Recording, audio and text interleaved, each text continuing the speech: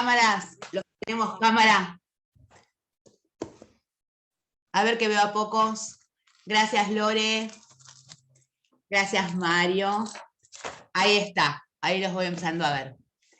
Bueno, ¿cómo va? ¿Todo bien? Bueno, tenemos...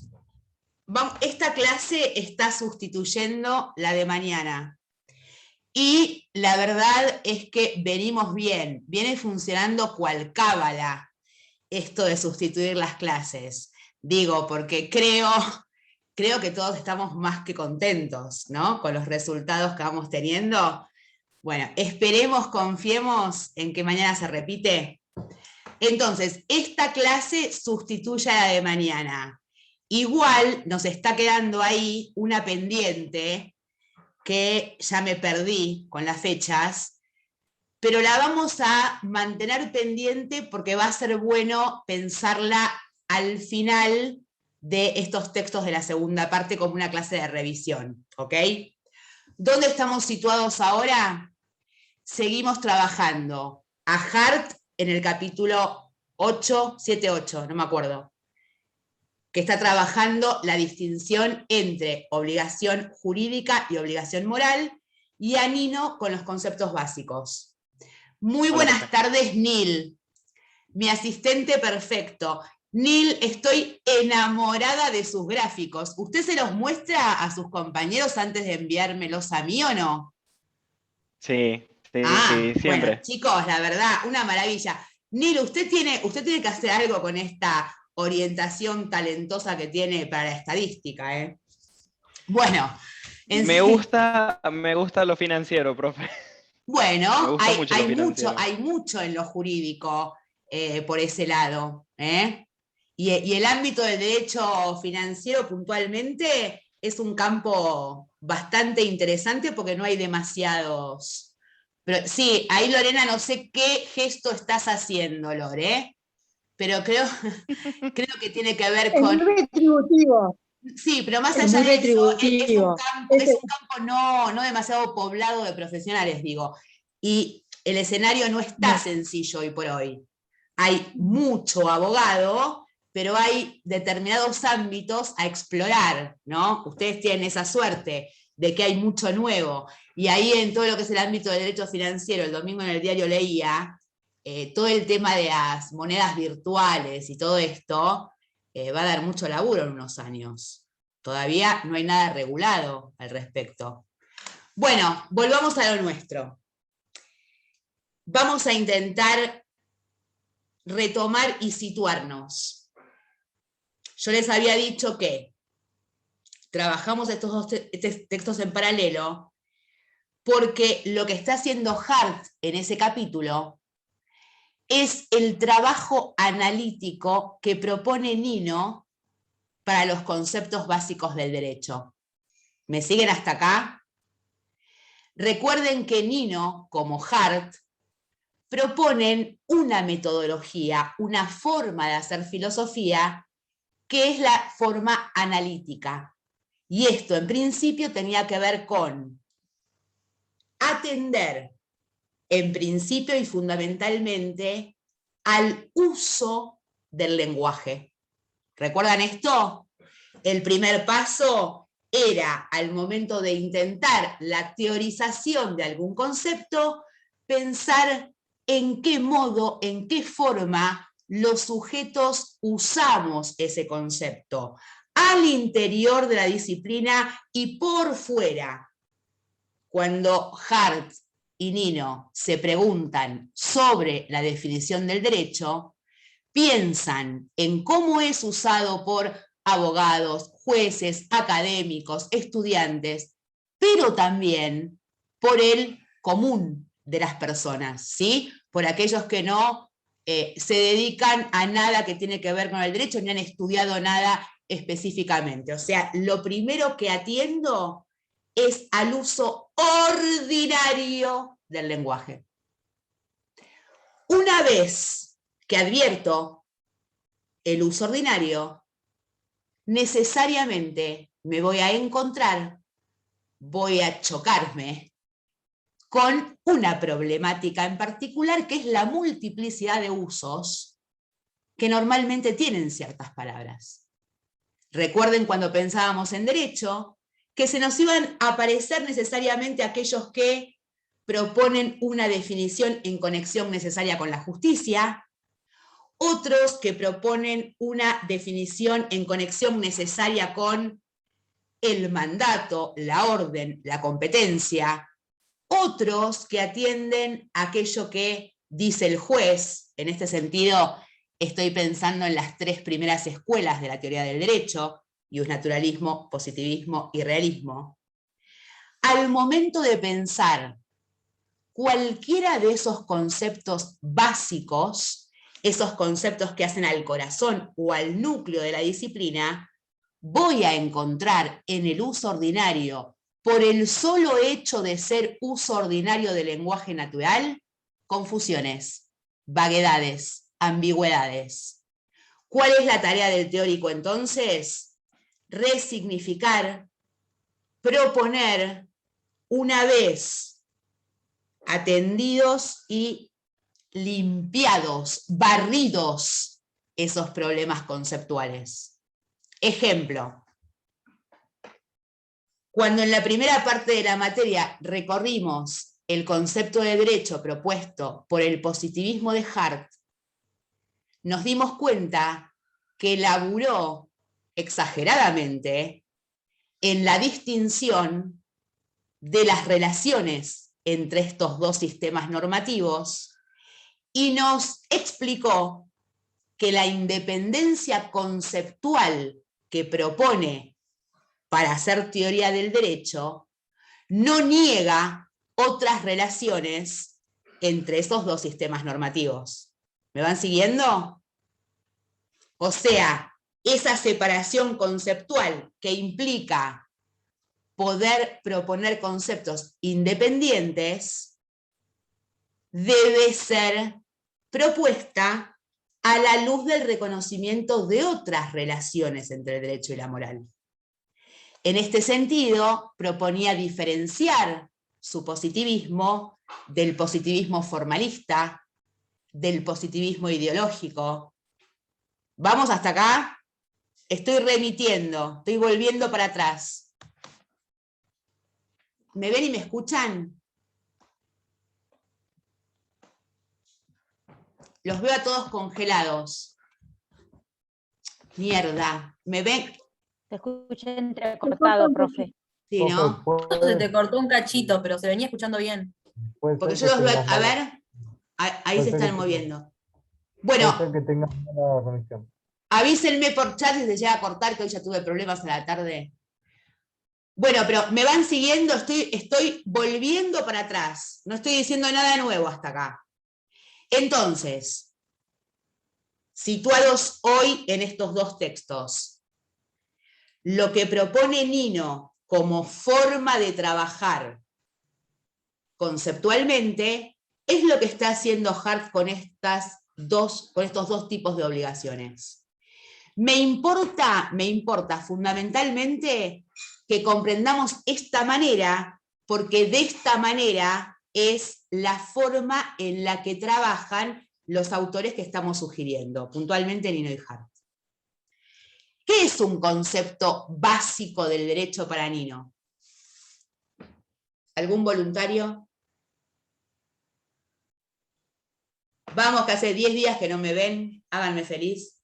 Un concepto Vamos, Mario. que tiene una función fundante de la teoría a la que se propone explicar el autor, digamos. Muy bien, espera ahí. Explícame un poco mejor eso de valor fundante que me gustó. Son conceptos que sirven dando el ejemplo de un edificio como la base, la columna de toda la teoría. Muy bien, muy bien. ¿Por qué me gustó esa palabra que usó Mario? Fundante. Porque tenemos que pensar los conceptos básicos como los fundamentos. Por eso el paralelo con la construcción. Hay que pensar esos conceptos básicos como los cimientos. O sea, pensar lo jurídico es necesariamente con negrita y subrayado, necesariamente tener que pensar estos conceptos. ¿Vamos bien? Justo se cortó, profe. Ah, es mi internet. Sí, creo que los demás me escucharon, creo, ¿no? ¿Sí? Sí, sí. Muy bien. Entonces, dicho esto, lo que dice Nino es que la tarea de la filosofía es atender a estos conceptos en esa línea que veníamos proponiendo, ¿no? Tomo de esos conceptos su uso ordinario, voy a resignificar después de una elaboración teórica, que esto implica limpiar de esas vaguedades propias del lenguaje a esos conceptos. Y esto, según Nino, ¿quién lo hizo de manera sobresaliente?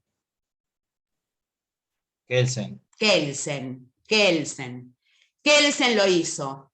Me suena a una propaganda política de hace poco tiempo, que no me acuerdo quién es. No es de hace poco tiempo. Es de hace un tiempo largo. Lo hizo Kelsen. ¿Cuáles son los conceptos, de acuerdo al texto de Nino, que se proponen como conceptos básicos?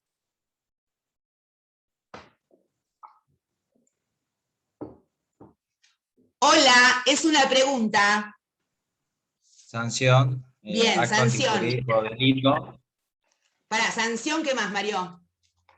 Acto antijurídico o delito. Bien. Responsabilidad jurídica y me olvidé el cuarto. Lo tengo acá en la guía. No importa, pero a ver, empezamos ahí. El primer concepto que Mario trajo fue el concepto de sanción. Y me parece que es un concepto que está muy bien traer como primer concepto, porque esto nos lleva otra vez a determinada disputa o diferencia o cambio que hay a partir de Hart respecto al concepto de derecho. ¿Qué digo con esto? Acá les pido que vuelvan un poco para atrás a la luz de nuestras clases previas. Recuerden que hasta Hart, el derecho, y en especial por su predecesor, Austin, era identificado, reconocido básicamente como un conjunto ordenado de mandatos, en términos de Austin, orden del soberano, ¿no? O sea, y acá también les pido que se sitúen en el paradigma filosófico-político de Austin. Acá necesitamos pensar a ese Estado recién nacido, a ese Estado soberano fuerte, monopólico, y la ley como nuevo fundamento moral de ese Estado, ¿recuerdan? Kelsen, parado en otro lugar, porque Kelsen está en Alemania, mientras Austin en el Reino Unido y Kelsen después de Austin, no están escribiendo en paralelo, pero Kelsen es criatura del paradigma del positivismo lógico. Cuando digo positivismo lógico estoy hablando de la ciencia toda y no de la ciencia jurídica. O sea, toda la ciencia está gobernada por este paradigma que es el paradigma positivista. ¿Qué importa este paradigma? En principio, alejarse de la metafísica, traer a la ciencia básicamente la metodología empirista, ¿no? Esto es intentar trabajar a partir del criterio de verdad por correspondencia. Y fíjense que el libro de Kelsen, su libro sobresaliente en teoría jurídica, se llama teoría pura del derecho. Lo que busca Kelsen, en paralelo a esa forma en la que se manifiestan las ciencias en su momento, es proponer una descripción del sistema jurídico lo más limpia posible. ¿Limpia de qué? De cualquier elemento ajeno a ese conjunto de normas ordenadas en la pirámide. ¿Limpio de qué? De todo lo que no pueda ser explicado al interior de ese sistema normativo. O sea, Kelsen va a intentar independizar su descripción de la política, independizarla de la psicología, independizarla de la metafísica, independizarla de la moral. Va a intentar reducir, aunque la palabra no sea la más adecuada, va a intentar atender, ocuparse especialmente de la descripción, o sea, va a intentar contarnos a qué refieren, cómo se ubican, qué son, cómo funcionan los elementos que conforman esa pirámide. Y acá un paréntesis para una nota personal. Esto que acabo de decir, esto de la intención de Kelsen de una descripción lo más pura posible, es, y vuelvo a insistir, esta es una nota personal, es el gran valor de la propuesta kelseniana y a su vez la gran falencia. ¿Qué quiero decir con esto? Que tomar a Kelsen, como lo toma Nino y como lo toman todos los autores de teoría del derecho después de él, tomarlo a Kelsen como quien propone la mejor descripción al interior de la pirámide es indiscutiblemente correcto. Porque no hay quien describa mejor esos elementos que conforman el sistema normativo jurídico. Ahora, acabar nuestra idea, nuestra concepción, nuestro intento por definición de derecho en la teoría kelseniana ya es un error. ¿Por qué? Porque esa pirámide no está solita y perdida en el éter, ¿no? Esa pirámide, ese sistema normativo jurídico, cuya descripción es propuesta por Kelsen en forma brillante, no es pura. No es pura, porque el derecho necesariamente va a estar vinculado de movida con la política. De movida. ¿Por qué? Y porque este aquí que el derecho es monopolio de fuerza. Y este aquí que el monopolio de fuerza importa Estado. Y este aquí que Estado importa un modelo de sujeto. Un modelo de sociedad. De distribución de ingresos. O sea, pensar que podemos describir en forma pura, entre comillas, y a la luz de la terminología de Kelsen, los conceptos elementales del derecho para poder conocer y describir en forma clara cómo funciona esa pirámide. Esto es una cosa, y es válida. Ahora, pensar que las cuestiones jurídicas, el fenómeno jurídico, se reduce a esto es un error. Porque a esa pirámide la tenemos que contextualizar. Porque la descripción de sus elementos no responden otras cuestiones que hacen a la filosofía del derecho. Como por ejemplo, en qué sentido se interpretan las normas en determinado momento histórico, o por qué hay normas a las que los ciudadanos obedecen y otras no, o por qué hay estados que resultan eficaces en su monopolio de fuerza y otros no. ¿Me siguen con esto? O sea, cuando venero a Kelsen, lo hago en el sentido del mejor hacedor en cuanto a la descripción de sus elementos. Esto es importante para que podamos comprender por qué todos los autores post-Kelsen traen a Kelsen para la descripción de los elementos del derecho. Bueno, claramente nadie lo hizo mejor. Ahora, esto no significa, y lo dice Nino en alguna línea, esto no significa que la teoría de Kelsen sea acabada, perfecta o sin fisuras, porque de hecho la tiene, y todas las teorías irán presentando fisuras a su vez a la luz del tiempo. ¿Alguna duda hasta acá?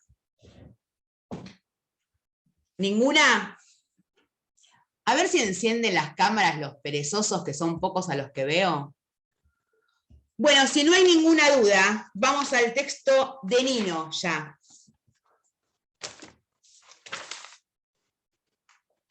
Y vamos a ir a la página, denme un minuto, ¿eh?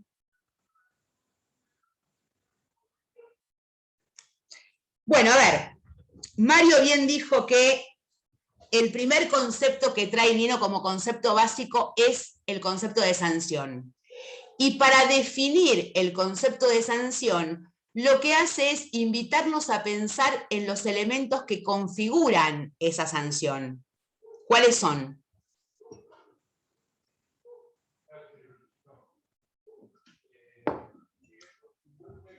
Menos mal que tuvieron 10 días para leer el maldito texto.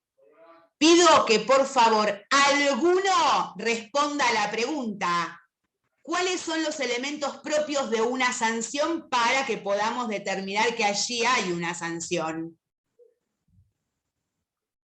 Y que no sea Mario, que sea otro. La privación de algún bien. Muy bien, ahí empezó NASA. En primer lugar, pareciera que la sanción tiene que ver con privarte de un bien. ¿Por qué esto? Un ejemplo que manifieste esto, a ver. Estamos, o sea, sitúense ahora al interior del ámbito jurídico, piensen en cualquier sanción jurídica, y entonces nos estamos preguntando, ¿por qué importaría la privación de un bien?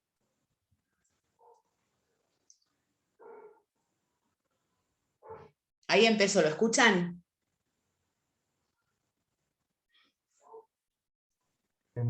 A ver. Repite la pregunta, profe. Voy a repetir la pregunta. Usted, Nazareno, acaba de decir que una condición, un elemento, un factor para hablar de sanción es pensar en la privación de un bien. Eso dijiste, Nasa.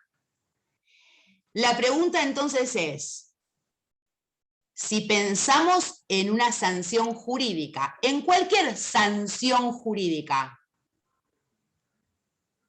explíquenme dónde está la privación del bien. ¿Por qué una sanción tiene que ver con la privación del bien? ¿Mati? Profe, ahí en el ejemplo explicaba, por ejemplo, la sanción de la prohibición de conducir. A ver, describí un caso. O sea, la sanción sería prohibirte conducir. Claro. Bien, o sea, me están privando ¿de qué en este caso? De una libertad. De una libertad, ¿no? que es la de circular, claro. Ahora, ¿por qué me habrán privado de esa libertad si la privación es una sanción? Algún incumplimiento, alguna falta, alguna incorrección por parte del que conduce, ¿sí? O sea, cuando pensamos en una consecuencia jurídica, las consecuencias jurídicas en términos de sanción siempre importan para el sujeto privarse de algo bueno, de algo que el sujeto valora como un bien. Si vamos a lo más, el derecho puede llegar a privarnos nada menos, señores, que de nuestra libertad física. Si eso no es privación de un bien, la privación de un bien, ¿dónde está? Ahora, saliendo del derecho penal, cuando yo incumplo con un contrato y me cobran intereses por una deuda, me están privando de disponer de toda mi propiedad, ¿no? En el ejemplo de Mati, me están privando de la libertad de conducir. Entonces, cuando hay sanción jurídica, ¿cómo funciona esa sanción? Bueno, lo que me está diciendo la ley es, no me está diciendo no hagas, en forma directa, ¿se acuerdan? Está trabajando con un método de persuasión indirecto. Me está diciendo, Laura, ¿querés manejar a 300 kilómetros por hora con los pelos al viento? Hacelo, pero, si el Estado, ejerciendo monopolio de fuerza, advierte este incumplimiento, podrá, en forma legítima, no solamente sacarte el registro, como dice Mati, sino cobrarte una multa de la hostia. ¿Qué puede hacer Laura en ese sentido? Nada, puede cumplir. Y si no cumple, van a ejecutarla. ¿Me siguen? Entonces, en principio, el sistema normativo jurídico funciona proponiéndome dirigir la conducta en determinado sentido bajo amenaza de la imposición de la privación de un bien, sanción. ¿Alguna duda hasta acá? ¿No? A ver, Nasa, si me das la segunda nota que distingue a la sanción jurídica según el texto. Había una primera, profe, que se trataba del acto coercitivo. Bueno, no importa en qué orden, no importa el orden. Lo que importa es que notemos cuáles son los elementos de la sanción. Tenemos la privación de un bien, pero ¿podríamos decir que con esto se agota el concepto de sanción? Bueno, no. Y ahora voy a invitarlos a que volvamos a Hart. ¿Se acuerdan del ejemplo de Hart con el asaltante y el chumbo en la cabeza? Que me dice, dame la cartera. Bueno, resulta ser que acá también hay privación de un bien frente al incumplimiento, ¿no? No le doy la cartera al tipo, me pega un tiro. Ahora, ¿por qué? Porque ese tiro no puede ser asumido como una sanción jurídica. Porque este aquí que el que dio la orden... ¿Mario? Sí, porque el que lleva a cabo la ejecución de esa sanción, digamos, no es una persona autorizada para eso. Exacto. ¿Eso cómo se llama en términos técnicos? El órgano competente. Muy bien, muy bien. Ah, muy bien. ¿Mati fue? Mire Mati con qué propiedad está hablando ya. Muy bien. Exactamente. Aparece la amenaza por sanción, que es voy a privarte de un bien. Pero ¿quién está dotado de la facultad, ¿no? ¿Quién detenta el poder de establecer esa sanción? Bueno, distintos órganos. El legislativo cuando legisla, el ejecutivo cuando reglamenta, el judicial cuando sentencia. La policía cuando me detiene con orden judicial o sin ella determinadas cuestiones. O sea, hay una autoridad competente. Esa autoridad competente, en términos ya conocidos, es el carácter institucional del sistema jurídico. ¿Se acuerdan? O sea, hay una privación de un bien como amenaza, pero en manos de una institución competente. no de cualquier sujeto ni de cualquier institución. Bien, ¿qué más?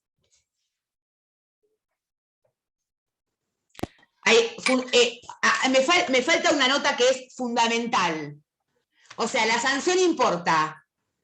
Privación de un bien por parte de autoridad competente. O sea, coacción institucional, si lo quieren sintetizar. La sanción importa, coacción institucional. Ahora, esa coacción institucional puede existir, legalmente hablando, solo en un supuesto. Solo frente a determinada cuestión. ¿Cuál? Conducta. Exacto. Bueno, esto en derecho penal lo van a aprender como cosa absolutamente fundamental, que es la sanción propuesta anticipadamente frente al incumplimiento o cumplimiento de determinada acción. Ahora, ojo acá. Porque lo cierto, y esto lo van a ver en obligaciones civiles y comerciales fundamentalmente, lo cierto es que hay veces que ocurren responsabilidades que son objetivas. Esto lo vamos a ver cuando trabajemos el concepto de responsabilidad. Voy a poner un ejemplo fácil y clarito hasta llegar a responsabilidad, que no vamos a llegar hoy, va a ser la próxima clase. Pero supónganse, Dios no lo quiera, los dioses no lo quieran, supónganse que soy maestra jardinera mañana.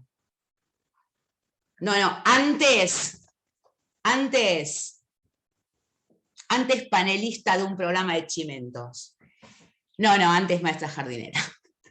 Supónganse que soy maestra jardinera, o que ustedes son los maestros o maestras jardineras, y resulta ser que los pendejos, tan dinámicos como son, jugando, se me cae una pendeja de cabeza por el tobogán del parque del jardín.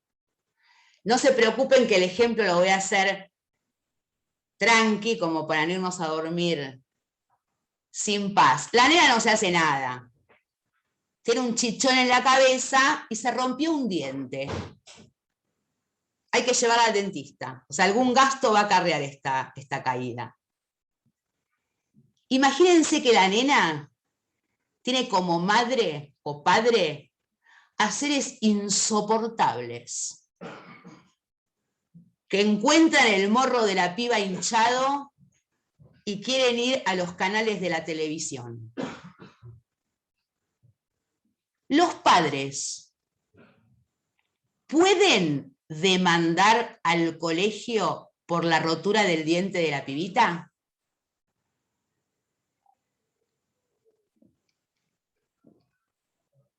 ¡Ay! Igual los estoy adelantando porque esto no es de primer año. Pero sí es necesario que nos acerquemos, porque cuando trabajamos la responsabilidad vamos a dar con este caso. Pero a ustedes, la intuición que les dice, ¿podrían ir contra la escuela o la maestra? Creo que Piensen no. que ustedes tienen que pagar el dentista, no es joda, ¿eh? Depende. Tendrían que ir contra el seguro que contrató la escuela ante esos accidentes. Y si vas contra el seguro que contrató la escuela, ¿no es como ir contra la escuela, Mati? No, ¿No? no, de ningún modo. Espera, acá hago un paréntesis. Cuando ustedes van contra un seguro, ¿sí? Cuando ustedes van contra un seguro, es porque entienden que el asegurado tiene responsabilidad. ¿Me siguen? Porque si no, no irían contra el seguro. Mati, te voy a poner un ejemplo de todos los días más fácil. Suponete que vos venís manejando y yo te choco de atrás. Te la pongo de atrás. Y no hay ningún conflicto. O sea, la mina estaba hablando por teléfono, se entretuvo y te la puso de atrás. Laura, ¿tiene alguna posibilidad en ese choque? Claro, pero ahí hay negligencia, no es un accidente. ¿Y acá no hay negligencia si la nena se me cayó del tobogán? Creo que es un Profe. accidente. Bueno, espera, voy a esto, ya te doy Una la palabra, consulta. Trini. Voy a esto. Les dije recién que existen lo que se llaman responsabilidades objetivas. ¿Por qué se llaman objetivas? Porque se trabajan, se analizan, se entienden como objeto que no vamos a volver y 45, independientemente al lugar que ocupa el sujeto. ¿Qué quiero decir con esto? Que cuando yo llevé a la nena a la escuela, si la nena es alumna regular de la lista de la escuela, desde el mismísimo momento que la pendeja pone un pie adentro de la escuela tiene responsabilidad objetiva sobre la integridad física y psíquica de mi nena. ¿Se entiende? Es solo por eso que yo puedo ir contra el seguro. Ahora, si la pendeja se rompe el diente a la vuelta del colegio jugando con su amiguita, bueno, déjenme pensar porque capaz que también